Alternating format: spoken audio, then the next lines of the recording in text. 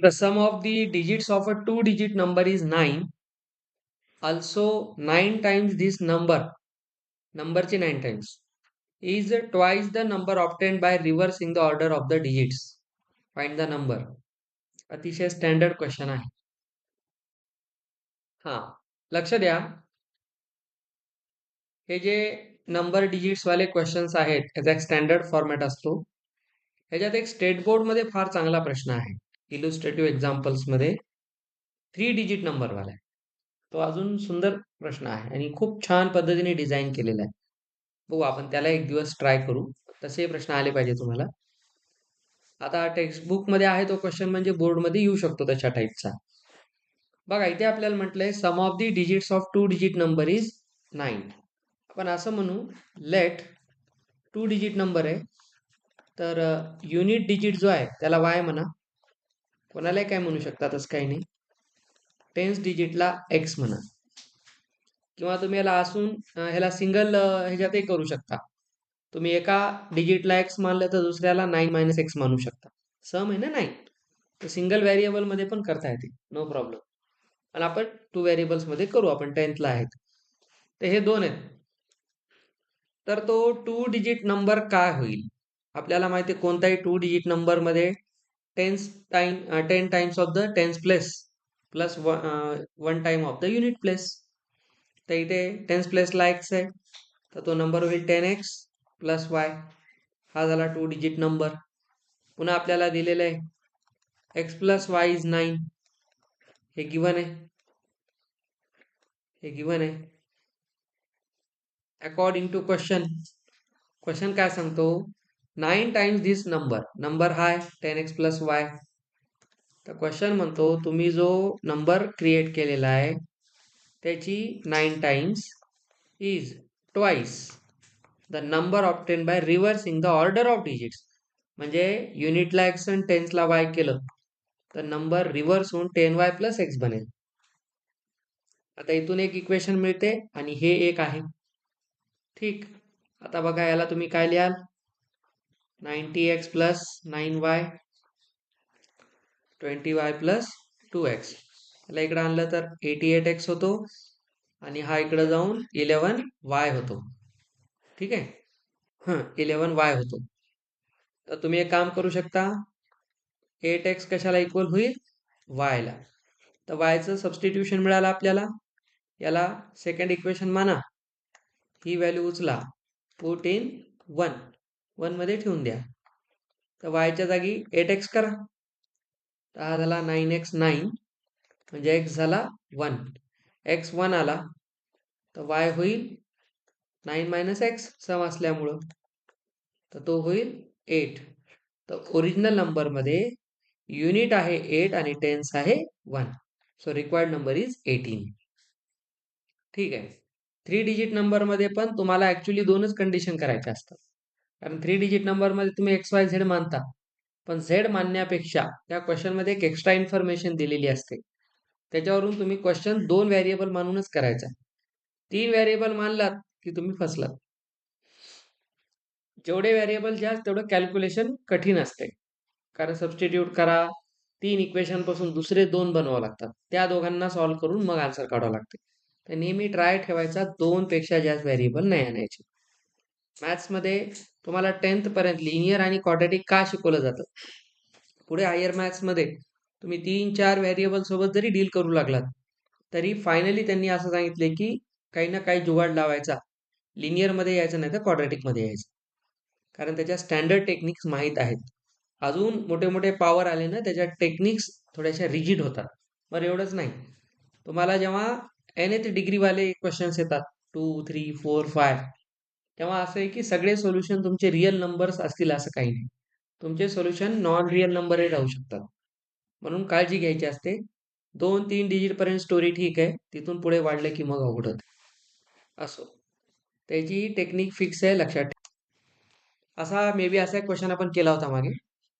बघा, 2 water taps आहेत, दोन्ही एकत्रित जर आपण चालू केल्या तर 9 आवर्स 3/8 म्हणजे 9 इंटिजर 3/8 आवर्स मध्ये ती टाकी भरते. त्याच्यामध्ये जो लार्जर डायमीटर वाला टॅप आहे तो 10 आवर्स लेस घेतो स्मॉलर पेक्षा. बरोबर आहे, जेवढा डायमीटर जास्त तेवढं काय होईल, पाणी जास्त पडेल त्याच्यातून, म्हणजे ती टाकी काय करेल, लवकर भरेल डायमीटर वाढला तर. तर जे स्मॉलर टॅप आहे त्याच्यापेक्षा लार्जर टॅप काय करतो, 10 आवर्स कमी घेतो. ओके, सेपरेटली लावले तर टुगेदर लावले तर 9 इंटिजर 3/8 मध्ये भरतं. आधी आपण या टाकीला या टॅपने भरून पाहिलं, टाइम नोट केला, मग टाकी रिकामी करून दुसऱ्या टॅपने भरून पाहिलं, पुन्हा नोट केला आणि कळलं की 10 तासाचा फरक पडलेला आहे. म्हणजे खूप मोठी टाकी आहे, 10 तास लागतात, फरक 10 तासाचा आहे. तर मोठं काम आहे. Find the time in which the smaller tap can separately fill the tank. तर फक्त स्मॉलर किती वेळेत भरेल हे काढा. त्याच्यात परत तुम्हाला 2 गोष्टी करायच्या असतात. 2 व्हेरिएबल आहे. स्मॉलरला समजा एक्स माना, लार्जरला वाय माना. दोन्ही मिळून करताना दोघांचं 1 तासाचं काढायचं. जर स्मॉलर एक्स तासात भरतो तर तो एका तासात 1/x टँक भरेल, तो 1/y करेल. हे 1 तासाचं आहे. आणि हा दिलेला टाइम काय, टोटल टाइम आहे. मुलांमध्ये एक इथे चूक होण्याची शक्यता असते. तुम्ही ट्राय करा, मग मी सांगतो. होऊ शकते, मी ऑलरेडी सांगितलं याच्यात कॅल्क्युलेशनचा खेळ होऊ शकतो. आता असं समजा, लेट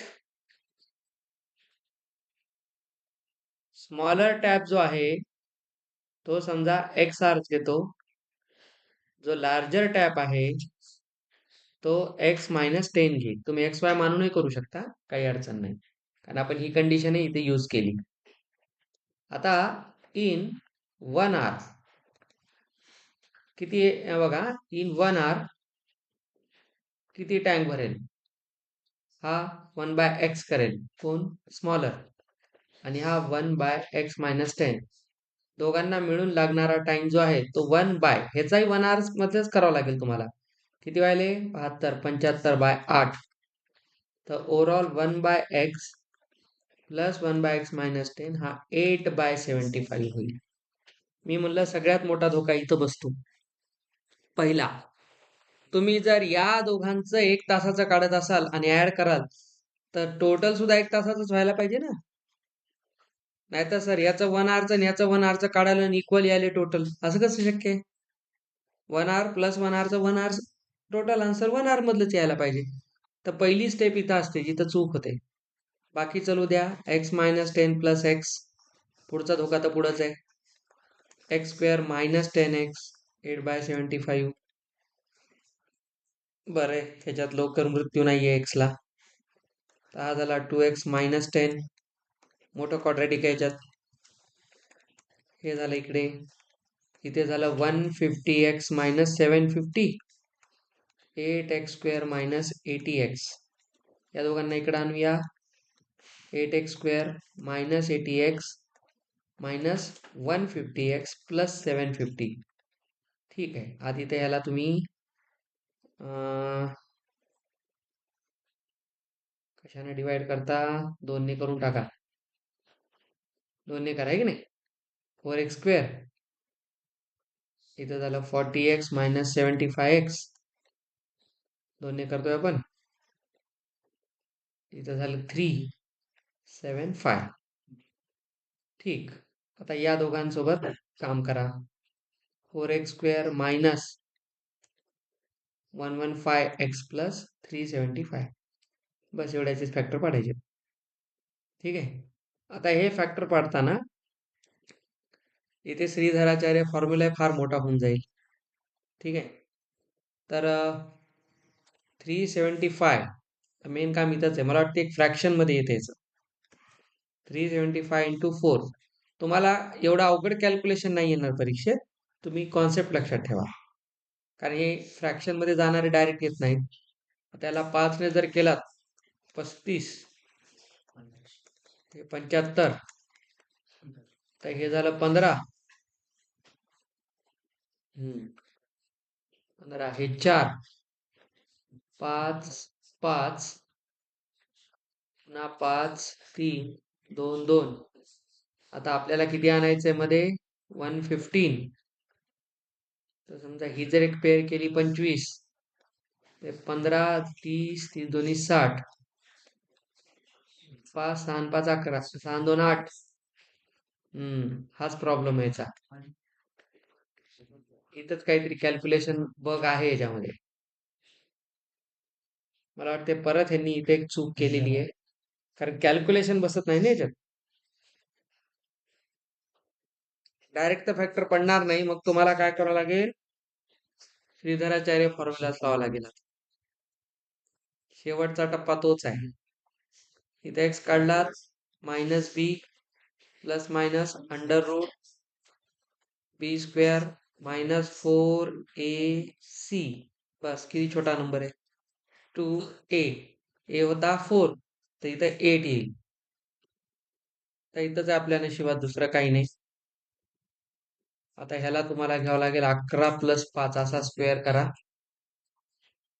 इथं 5चा स्क्वेअर 25 येतो, नाही 5 आहे ना, 11 गुणिले 12 132, तर 13 225 याचा स्क्वेअर आहे. पुन्हा 16 गुणिले एवढा छोटा नंबर, खाली 8, बस एवढाच आहे. 13 225 मायनस 16 85, 8, 16 7 112 आणि 8 20, 16 त्रिक 48 आणि 12 60. निगेटिव्ह मध्ये घातलंय ना, नाही 13,000 आहे ना, तर 6,000 काढून टाका. 7,225. 13,000 मधून 6,000 काढले ना. अरे खाली 8 पण जिवंत आहे, खाली पण कोणतरी आहे. शांतता कोर्ट चालू आहे. हा, आता सुखी माणूस आहे, कुठली परीक्षा नाही, कुठला अभ्यास नाही, आपलं ओरडायचं मस्त पैकी. 7,225 याला पाहून आठवण यायली, 8 into 9 89, त्याचा स्क्वेअर रूट 89 येतो. अगदी छान, 89 आला. ओके, 89 ना 85, 85 येतो. 25 आहे ना, आणि हे 72. 8 गुणिले 9 कन्झिक्युटिव्ह नंबर्स मधला स्मॉलर घेतात, युनिटला 5 आणि 25 आला तर. ठीक आहे, हे 8वीला परत शिकवावं लागते आपल्याला. तर एकदा तुम्हाला ऍड करावं लागेल, एकदा सबट्रॅक्ट करावं लागेल. बेटा हे तर मोठ्या कॅल्क्युलेशनची फक्त सुरुवात आहे तुमची. ते 10 19 झाले 20, हे 8 25 8 200, हा थोडा माणसात आला नंबर. हे 0, हे 30, हे फ्रॅक्शन आहे, काय अडचण नाही. एक्स ला तुम्ही ठेवलं तर इथं येतो टाइम निगेटिव्ह, टाइम निगेटिव्ह येतो. मला एक्स घेण्याबद्दल काही प्रॉब्लेम नाही हा, ठीक आहे. पण या केसमध्ये काढला तर टाइम निगेटिव्ह येतो, तुम्ही एक्सप्रेशन मध्ये ठेवलं तर ह्याला रिजेक्ट करा. तर स्मॉलर टॅपला 25 तास लागतील.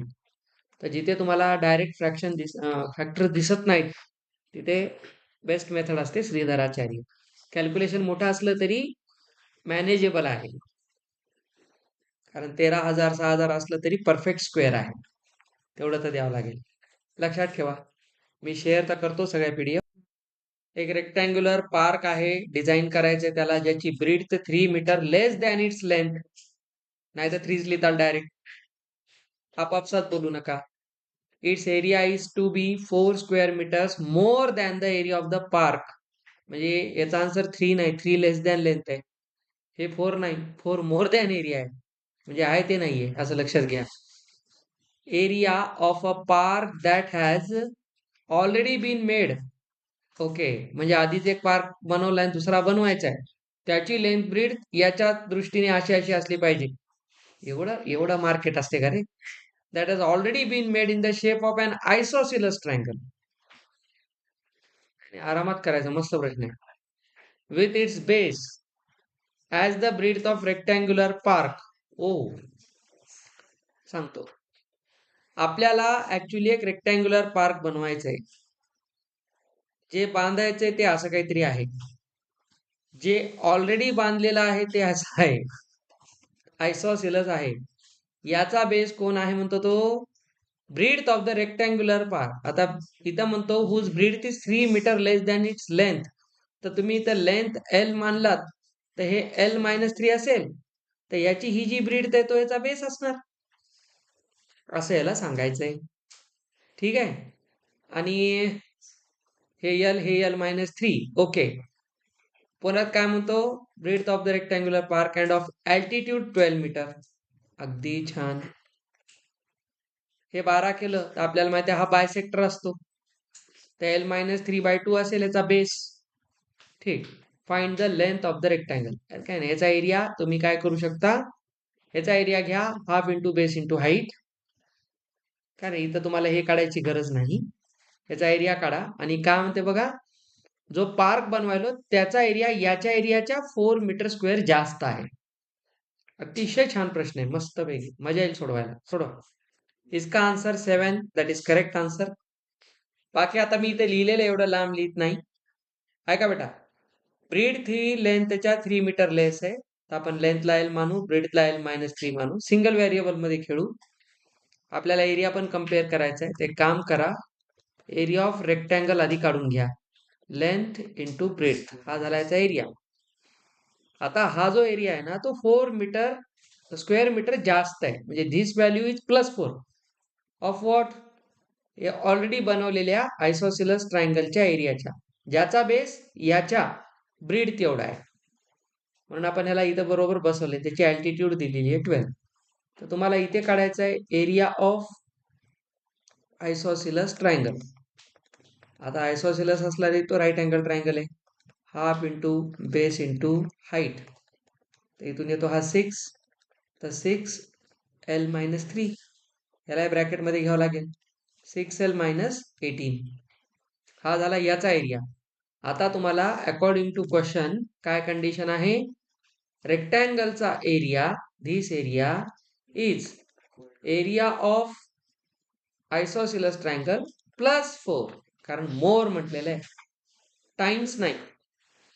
आता क्वेश्चन मध्ये काही दम नाहीये. L² मायनस 3L याला इकडे घेऊन या, -6L मायनस 14 ला इकडे आणा +14, तर इथून झाला L², 6 3 9, हे 14, इथं 7 आणि 2, हे येतं L7 L2. ठीक आहे. आपल्याला प्लस करायचं होतं, हे मायनस करायचं होतं. L7 पण आहे L2 पण आहे, पण जर तुम्ही L2 घेतला तर ब्रीड निगेटिव्ह होईल. तुम्हाला सगळीकडे लक्ष ठेवावं लागते, अशी गडबड नाही. आता दोन्ही पण पॉझिटिव्ह आहेत तर ऍक्सेप्ट करावं लागेल. मग इथे काय करायचं, रिजेक्शन साठी तुम्ही स्ट्रॅटेजी यूज करा, काय ठेवता येते काय नाही. जर L ला 2 घेतलं तर ब्रीड निगेटिव्ह होईल, त्याच्यामुळे ह्याला रिजेक्ट करा. तर length of the rectangle is 7. झालं तुमचा आन्सर. पण आता या प्रश्नाला एक ऍडिशनल थोडा अजून चांगला क्वेश्चन करताना मी विचारू शकतो. लेंथ ऑफ रेक्टँगल न काढता मी विचारतो, ह्याची आयसोसिलस ट्रायंगलची ही जी साईड आहे कॉन्ग्रंट, हिची लेंथ काय असेल. तर या क्वेश्चनला सॉल्व्ह कसं कराल तुम्ही, प्रॉपर्टी लावून सगळंच करता येते, बेटर क्वेश्चन होतो. हाईट किती आहे 12, ह्याला ऍडिशनली सॉल्व्ह केलं, हे 7 आहे, तर बघा हे 7/2 हे 7/2 होईल ना. आणि त्याच्यामुळे इथे तुम्हाला या ठिकाणी पायथागोरस लावून ही लेंथ काढावी लागेल, आणि हे तुमचं एक आन्सर असेल. रूट मध्ये येणार 100%. त्या ऍडिशनल क्वेश्चन असा बनतो. ठीक आहे, काहीही बनवता येते. आता जेई मेन्स वाले काय करतात, हे असं करून काय म्हणतात, इथे आपण एक इन सर्कल काढला. जेई मेन्स मध्ये या क्वेश्चनला असं डिझाईन केलं जाते, इथे इन सर्कल काढला तर याच्या सेंटरचे कोऑर्डिनेट्स काय असतील, असाही क्वेश्चन बनतो. पुढे पुढे पुढे त्या क्वेश्चनला डीप मध्ये नेता येतं. सध्या तुम्हाला 10वीच्या लेवलला एवढा पुरेसा आहे. It is one of the good questions, आणि नेहमीच्या ट्रेंडला धरून क्वेश्चन आहे. फर्स्ट टाइम आहे की त्यांनी 2 वेगवेगळ्या जॉमेट्रिक फिगरच्या एरियाला छान कम्पेअर केलेलं आहे. चांगला क्वेश्चन आहे, ह्याला तुम्ही कन्सिडर करू शकता बोर्ड एक्झामसाठी, म्हणजे अशा टाईपचा. अशा क्वेश्चनचा पहिला मेन पार्ट आहे, त्याची फिगर प्रॉपर बनवा. पॉइंट ए आणि बी आहेत जे 90 किलोमीटर अपार्ट आहेत ऑन हायवे. एक कार ए पासून स्टार्ट करते, दुसरी बी पासून स्टार्ट करते ऍट द सेम टाइम. ठीक आहे. If they travel in the same direction at different speeds, हे डाऊनस्ट्रीम अपस्ट्रीम सारखा खेळ आहे. दोन्ही सेम डायरेक्शनला गेले डिफरंट स्पीडने, तर ते 9 तासात एकमेकांना भेटतात. ते जर एकमेकांच्या टुवर्ड्स आले, जवळ, तर ते एकमेकांना 9/7 आवर्स मध्ये भेटतात. तर दोघांच्या स्पीड्स काय असतील, याच्यात काय बेसिक कॉन्सेप्ट आहे, जेव्हा सेम डायरेक्शन मध्ये चाललेत, एक ए आणि एक बी ला निघाले एकाच वेळी, तर सेम डायरेक्शन म्हणजे इकडे निघाले, सेम डायरेक्शन, हा पण इकडे हा पण इकडे, तर या ठिकाणी स्पीड मध्ये डिफरन्स होईल, स्पीडचा डिफरन्स निघेल. तुम्ही बघा रिलेटिव्ह वेलॉसिटी आहे, आपण फिजिक्स मध्ये पाहिलं होतं. दोन सेम डायरेक्शन मध्ये जाणाऱ्या व्हेकल्स मध्ये आपल्याला समोरची स्लो जाताना दिसते, पण जेव्हा क्रॉस होते बघा या ठिकाणी एकदम फास्ट निघून गेल्यासारखी दिसते, कारण त्या ठिकाणी स्पीड्स ऍड होतात. तर तुम्ही याच्यात कॉन्सेप्ट जसा डाऊनस्ट्रीम अपस्ट्रीमचा आहे तसा इथे आहे. सेम डायरेक्शन मध्ये असतील तर डिफरन्स घ्या स्पीडचा, आणि टुवर्ड्स इच अदर म्हणतात तेव्हा इथे ऍड करायच्या स्पीड्स. ठीक आहे. आता तुम्हाला बाकी तर काही याच्यात काम नाहीये. दोन इक्वेशन स्पीडचे लावून, टाइमचे लावून, डिस्टन्सचे लावून. डिस्टन्स तर फिक्स आहे दोघांचं 90 किलोमीटर, आणि एकमेकाला भेटते याचा अर्थ काय, एकाची स्पीड दुसऱ्यापेक्षा जास्त असणार, तरच भेटतील ना. असं समजा लेट स्पीड्स, आता या ठिकाणी दोघांच्या ज्या स्पीड आहेत एक्स अँड वाय म्हणा, तर ज्या वेळेस सेम डायरेक्शन असेल तेव्हा घ्यायचं एक्स मायनस वाय. तुम्ही इथं एक्स ला वाय पेक्षा मोठं माना, कोणालाही कन्सिडर करू शकता, तसं काही नाही. तर आपण एक्स मायनस वाय घेणार सेम डायरेक्शन मध्ये, आणि ज्या वेळेस टुवर्ड्स असतील एकमेकांच्या जवळ येत असतील दोन व्हेकल्स, तर स्पीड्सला ऍड करतात. जसं डाऊनस्ट्रीम मध्ये सबट्रॅक्ट आहे आणि अपस्ट्रीम मध्ये आपलं डाऊनस्ट्रीमला ऍड आहे, त्या पद्धतीने. आता तुम्ही इथं पहा, हे दोन झाले, हे झाले स्पीड. आता टाइम आहे, काय म्हणते बघा. पहिल्यांदा डिस्टन्स जे आहे, डिस्टन्स 90 किलोमीटर. कंडिशन अशी आहे की ए आणि बी आहेत, हे जे डिस्टन्स आहे हे 90 आहे, हा आणि हा सेम डायरेक्शन मध्ये निघाला. तर याला जर याला कॅच करायचे पुढे चालून कुठेतरी, तर आधी एवढा डिफरन्स तर कव्हर करावा लागेल. म्हणून तर पहिली केस काय होईल, सेम डायरेक्शन वाली, speed into time is equal to distance. तर आपण ते फॉर्म्युला वापरू. तर distance is equal to speed into time करा. तर बघा पहिली स्पीड आपण ही घेऊ. टाइम किती लागला त्यांना, सेम डायरेक्शन साठी 9 आवर्स लागले. तर टाइम इंटू स्पीड हे झालं पहिलं. तर इथून एक्स मायनस वाय येतो 10. हे झालं तुमचं पहिलं इक्वेशन. ठीक आहे. आणि हे सेमचं. आता दुसऱ्याला टाइम किती आहे, 9/7 टुवर्ड्स. तर एक्स प्लस वाय करा, डिस्टन्स तर तेवढंच कव्हर करायचंय. तर एक्स प्लस वाय काय होईल, 90 इंटू 7/9 होईल. तर एक्स प्लस वाय होईल 70. आता दोघांना ऍड करा, ऍड 1 and 2. तर वाय कॅन्सल होईल, 2x होईल 80, एक्स होईल 40. एक्स 40 झाला तर वायला व्हावं लागेल 30, कारण डिफरन्स 10 आहे.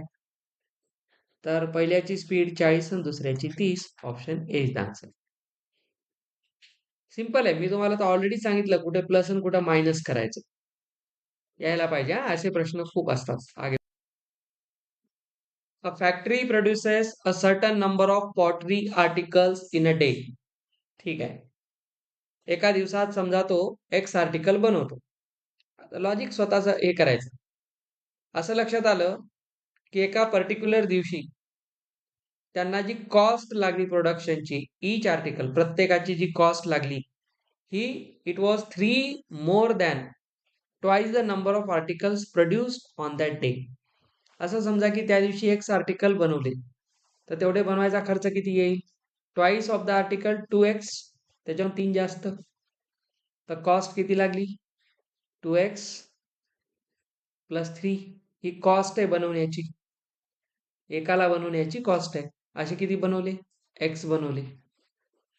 तर तुम्हाला टोटल कॉस्ट काढण्यासाठी काय कराल, एक्स इंटू कॉस्ट ऑफ पर. इथे तेच विचारले. टोटल कॉस्ट आहे प्रोडक्शन डे त्या दिवशीची 90 रुपये. तर किती आर्टिकल्स त्यांनी त्या दिवशी बनवले. एक्स मानून स्टोरी सुरू करा. ओके, पहा आता समजा त्या दिवशी नंबर ऑफ आर्टिकल्स प्रोड्युस्ड, त्या दिवशी 6 एक्स आर्टिकल्स बनवली. आता कॉस्ट काय, कॉस्ट पर आर्टिकल. थोडस लक्ष द्या, इथं चूक होते खूप जणांची. खूप जण 2x प्लस 3 करतात आणि त्याला इक्वेट करतात 90 सोबत. खूप जण म्हणलं, तुम्ही करता असं म्हणलं नाही. फक्त त्या खूप मध्ये आपण नसावे. कॉस्ट पर आर्टिकल काय आहे? त्या दिवशी जेवढे आर्टिकल्स बनवले एक्स, त्याच्या ट्वाईस पेक्षा 3 रुपये जास्त.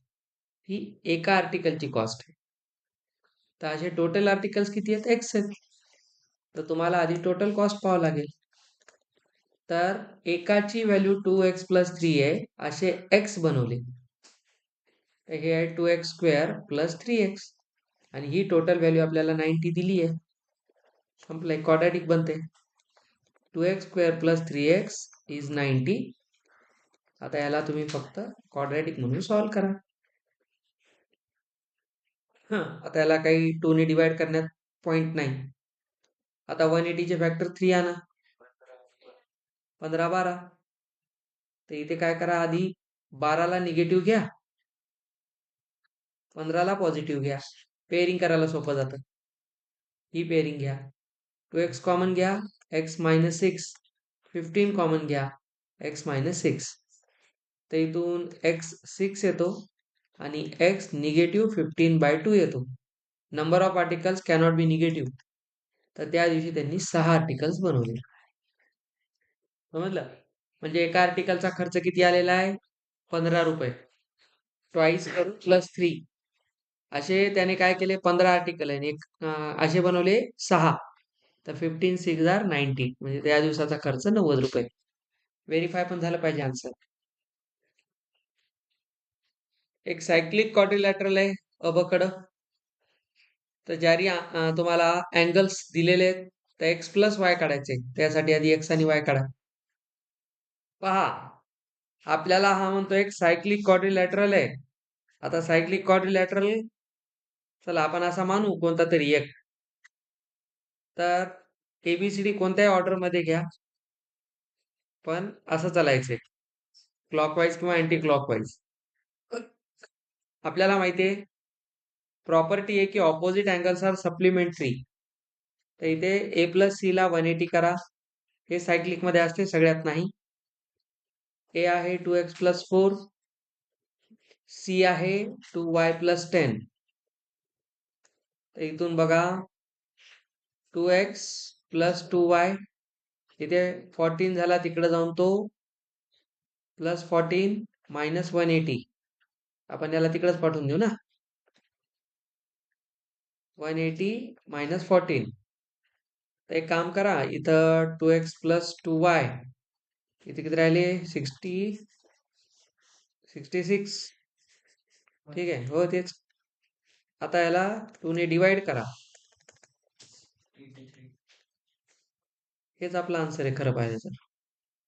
तुम्हाला पुढे करायची पण गरज नाही, कारण काही करून एक्स प्लस वायच काढायचं होतं. नाही तर मग काय होते, एक्स प्लस वाय काढा म्हणल्यामुळे चांगला प्रश्न आहे, म्हणजे इझी झाला. थोडा खराबही करता आला असता याला. सेपरेटली 2 अँगल काढून डिफरन्सही विचारला असता, काम वाढलं असतं. आता हे तर संपलं, सर मग हे बाकीचे उगत दिले का? नाही, आपलं टार्गेट पूर्ण झाल्यावर इकडे कशाला परेशान व्हायचं. आणि खूप इच्छा झाली तर मग तुम्ही एक काम करू शकता, बी आणि कोणाला डी ला ऍड करून 180 ठेवा. एक अजून इक्वेशन बनते, 2 इक्वेशनला सॉल्व्ह करून एक्स आणि वाय काढा, पुन्हा ऍड करा, 83 येणार आहे. इथं आलं म्हणजे नंतर ते येणारच आहे, त्याच्यात काही चेंज होत नाही. तर तुम्ही याला डायरेक्ट 83 बिलकुल लिहू शकता, नो प्रॉब्लेम. आपण निवडलेले अँगल योगायोगाने तसे आल्यामुळे आपलं आन्सर बसलं. आपण जर सुरुवात बी आणि डी पासून केली असती तर कदाचित काम करावं लागलं असतं. ऍक्सिडेंटली लॉटरी लागली, काही नाही. व्यापारी माणूस आहे, ऑप्शन जास्त देईल. एक ट्रेडर आहे, त्याने काय केलंय? अरे चांगला प्रश्न आहे. A trader bought a number of items for rupees 900. 900 रुपयात त्याने काही वस्तू विकत घेतल्या. त्याचं नशीब खराब होतं, 5 वेर डॅमेज. एक्स घेतल्या, त्यातल्या 5 खराब झाल्या, म्हणजे एक्स मायनस 5 राहिल्या. Sold the rest. रेस्ट किती आहेत? X minus 5. ₹2 more than what he paid for each. X वस्तू घेण्यासाठी त्याने जेवढे पैसे दिले होते, एक्स वस्तू घेण्यासाठी, लक्षात घ्या, तर 2 रुपये जास्त, प्रत्येकी 2 रुपये जास्त असे, टोटल मध्ये नाही. असं करून त्याने 80 रुपयाचा प्रॉफिट केला पूर्ण ट्रान्झॅक्शन मध्ये. एवढा गोंधळ घालून 80 रुपये कमवायले ना, आम्हाला सॉल्व्ह करा म्हणायचे. How many items did he buy. Option through बिलकुल जायचं नाही. मी तुम्हाला याचं एक सिंपल लॉजिक शिकवतो. हा ऐका. तुम्ही मला आधी एका प्रश्नाचं उत्तर द्या. मी जर म्हणलं मी 500 रुपयात 10 वस्तू घेतल्या, तर प्रत्येक वस्तूला किती रुपये लागले? 50. त्यासाठी तुम्ही 10 ने डिवाइड कराल. आता मग सांगा, मी 900 रुपीज मध्ये एक्स वस्तू घेतल्या, तर मला पर ऑब्जेक्ट लागतील 900 बाय एक्स. ही माझी कॉस्ट आहे per item as per the question. X होते याच्यातले ऑब्जेक्ट्स, त्यांची ही जी प्राइस दिसते तुम्हाला 900 बाय एक्स, ही कॉस्ट पर आयटम आहे. ठीक आहे. तर या लॉजिकने चलू, म्हणजे तुम्हाला क्वेश्चन मध्ये एक गोष्ट मी सांगतो कशी होते. नीट पहा. Let x items he bought. ठीक आहे. आता सांगा किती रुपयात घेतले त्याने? 900. तर पर आयटम कॉस्ट काय होईल? 900 बाय एक्स रुपीज होईल. ह्याचं लॉजिक समजलं? डिवाइड का केलं? आता प्रश्नाकडे लक्ष द्या. New number of items. हा काय म्हणतो? 5 ह्याच्यातले डॅमेज झाले, तर एक्स -5 रेस्ट आहेत, उरलेले. ठीक आहे. हे उरलेले आहेत, हे टोटल आहे. आता या टोटल मध्ये एकाची प्राइस तुम्हाला काढावं लागेल. जेव्हा तुम्ही हे डॅमेज वाले 5 बाजूला केले आणि एक्स -5 जे उरले त्यांना विकलं 2 रुपये जास्त लावून, more than what he paid for each. त्याने पहिल्यांदा किती दिले होते प्रत्येकाला? 900 बाय एक्स हे सुरुवातीला दिले होते. जेवढे दिले त्याच्यापेक्षा प्लस 2 रुपये त्याने, ही एकाची प्राइस आहे ना. तर बघा हे असं झालं. तर न्यू कॉस्ट पर आयटम ती काय यायला पाहिजे? जी आधीची होती त्याच्यापेक्षा प्लस 2. बघा इथे म्हटलेले फॉर इच, म्हणजे एकाच्या प्राइसला. एकाची प्राइस होती 900 बाय एक्स, तर नवीन मध्ये प्रत्येकाची प्राइस काय? पहिल्या प्राइस पेक्षा 2 रुपये जास्त. आता मला सांगा, एक्स -5 काय सांगते? Number of items. आणि हे काय सांगते? Cost per item. तर एकाची व्हॅल्यू कळली. तर 1 वरून हे मेनी आहेत, तर काढण्यासाठी आपण काय करतो? मल्टिप्लिकेशन. तर बघा टोटल कॉस्ट किती होईल? नीट बघा. Number of items he sold into cost per item. He total आहे. ही टोटल किती आहे? 80 रुपीज प्रॉफिटने विकली. तर आधी 900 ला विकली होती, त्यात 80 रुपये लावून विकले, तेव्हाच तर हा खेळ झाला.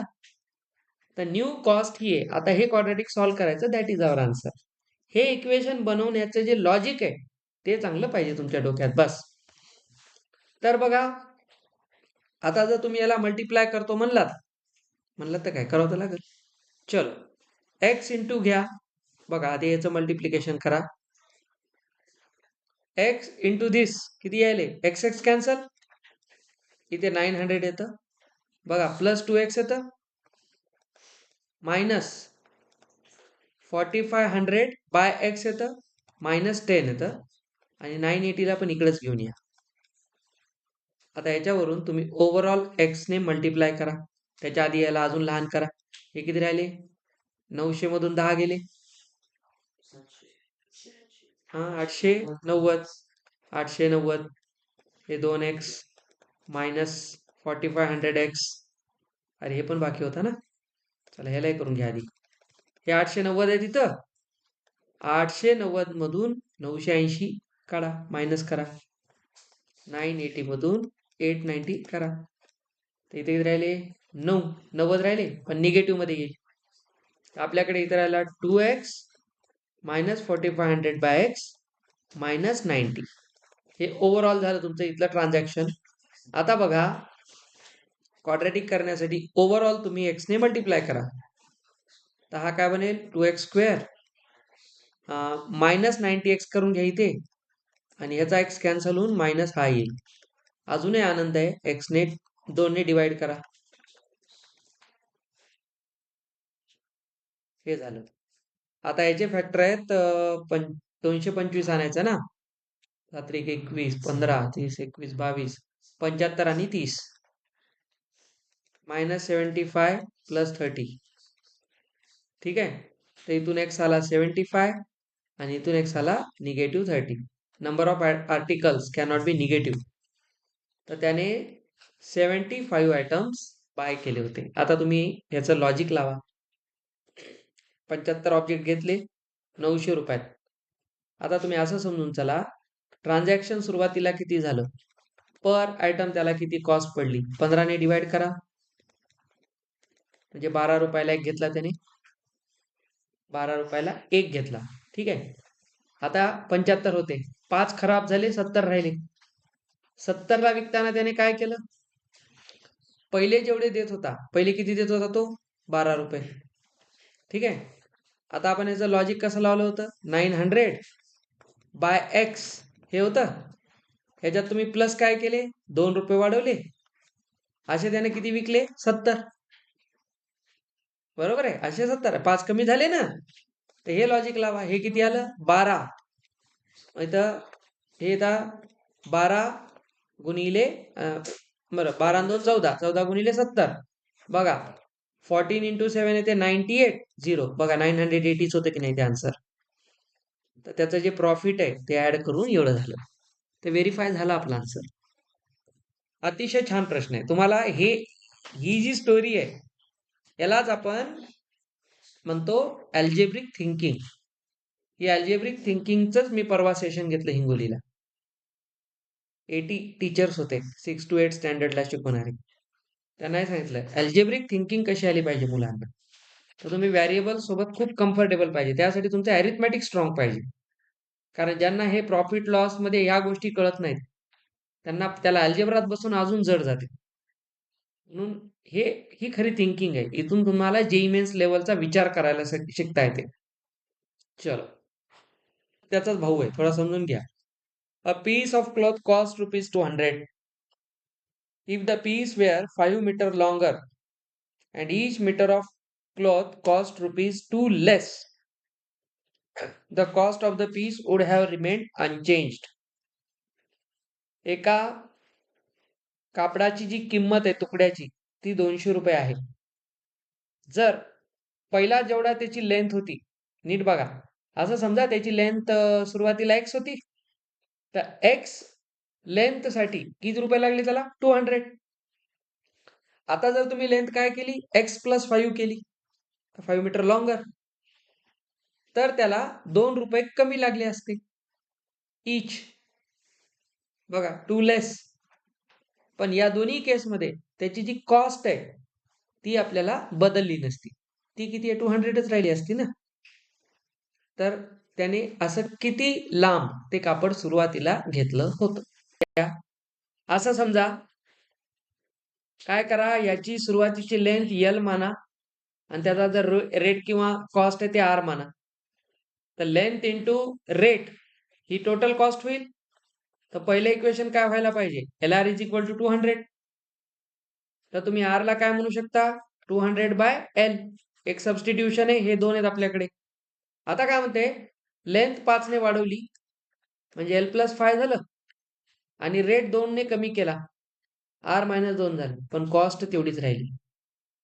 संपला क्वेश्चन. हे L + 5 ठेवा, R ला काय ठेवा, 200/L. झालंय का सिंगल व्हेरिएबल मध्ये कन्वर्ट. आता केलेला क्वेश्चन काय होता बघा, सेम आहे की नाही, त्याच टाईपचं आहे.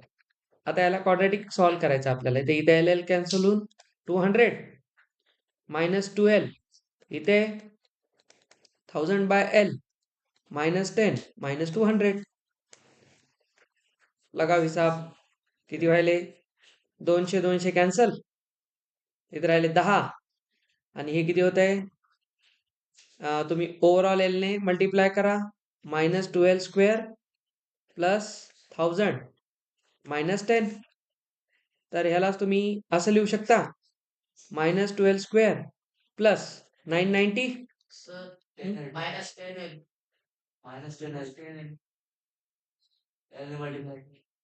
हा बरं झालं सांगितलं. Good good good. आता बघा बरं झालं सांगितलं. एल ने मल्टिप्लाय केले ना आपण, यालाही करावं लागेल मग. थांबा. एल ने मल्टिप्लाय आपण शेवटी करतोय ना. हे किती झालं इथं, हे गेलं बरोबर 200, इथून आला -12 10 1000 बाय इथे आला -10. ठीक आहे. आणि 200 ला पण इकडे आणलं. हा ठीक आहे ना, आपण नंतर एल ने मल्टिप्लाय करू. ह्याला तर कॅन्सल करू शकतो आपण.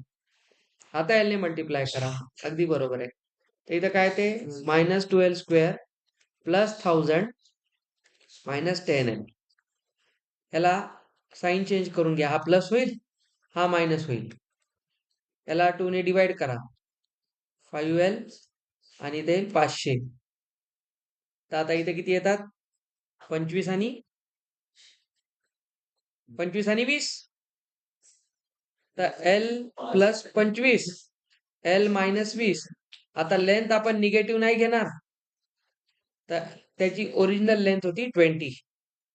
Option A. ओके. आता आहे का